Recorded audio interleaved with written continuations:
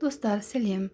Мына суретке қарап отырсаңыздар, бұл жерде орындық бар. Бұл жерде 10 орындық көрсетілген. Ал енді бұл, яғни санай аламыз біз бұны. 10 орындық екені бізге көрініп тұр. Ал мына жерде қар жауып тұр қалада. Көріңіздер ме, төбеден қар жауып тұр. Жан жақтың бәрі қар. Біз оны қанша екенін санай алмаймыз, я? Ал енді I need many chairs for the party. Маған көп орындықтар керек вечеринкаға, я? Туған күнге.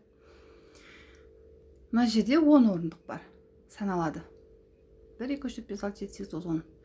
10 одан да көп орындықтар керек екен. Ал екінші суретте there is much snow in the city.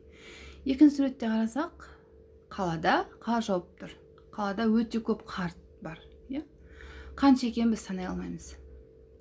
Сонымен much пен many'дің айырмашылығы, many саналатын заттарға қолданылса, much саналмайтын заттарға қолданылады екен.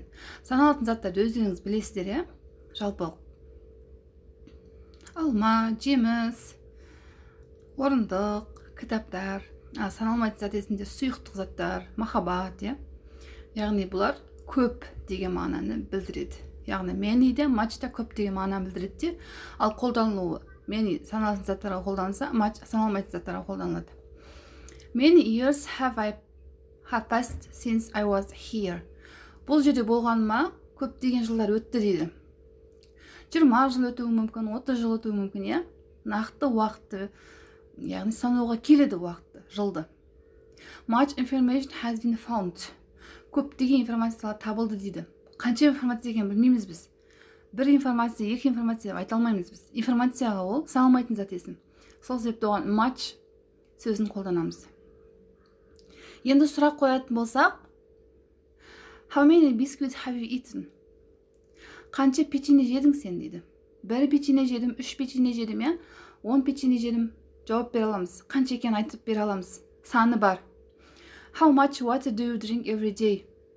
Сен күніне қанша су ішесің?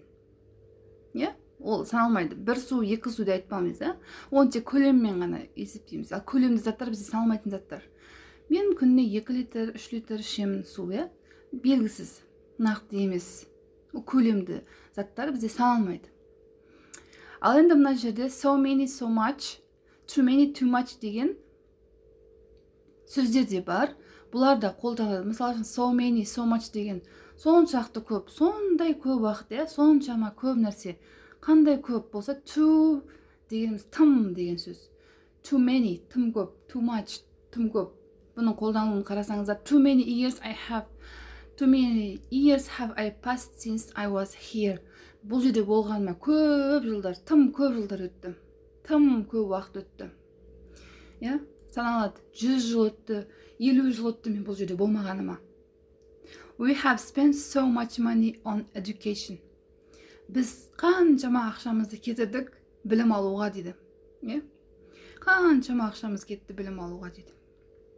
Міне, many да, much да көп деген мағынаны білдіреді. Ал мына жерде much'тың жеке өзінің қолданылу формасы бар. Мысалы үшін бұл жерде көп дегенде thank you very much, үлкен рахмет, көп рахмет деген мағынаны білдіріп кетеді. I like it so much. Мен оны соншалықты қатты жақсы көремін дейді. Көрдіңіздер ме?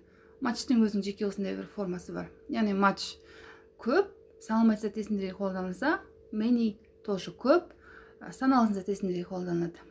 Жалпы осы менің YouTube каналыма тіркеле кетіңіздер.